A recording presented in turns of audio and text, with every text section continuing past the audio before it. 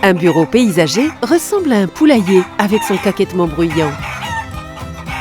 Réfléchissons encore un peu. Il faut prendre en considération 3 facteurs afin que les collaborateurs d'un bureau fournissent des prestations et qu'ils se sentent à leur aise. Des espaces élaborés, un processus de changement participatif et le développement de compétences appropriées. Qu'est-ce que cela signifie? Tous les espaces ne sont pas égaux. De petits ajustements suffisent pour créer une ambiance détendue et un environnement productif. À côté de la réduction des perturbations et des niveaux sonores, par exemple à travers des espaces de retrait ou pour téléphoner.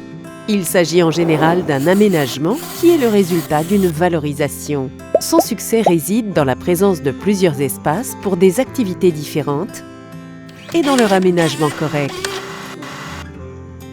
Afin que les collaborateurs se réjouissent de cette nouvelle situation de travail, planifiez soigneusement le processus de changement. Allez chercher les collaborateurs au plus tôt et proposez par exemple leur participation à l'analyse des activités. Ne négligez pas une communication transparente qui vous assure la confiance et l'acceptation.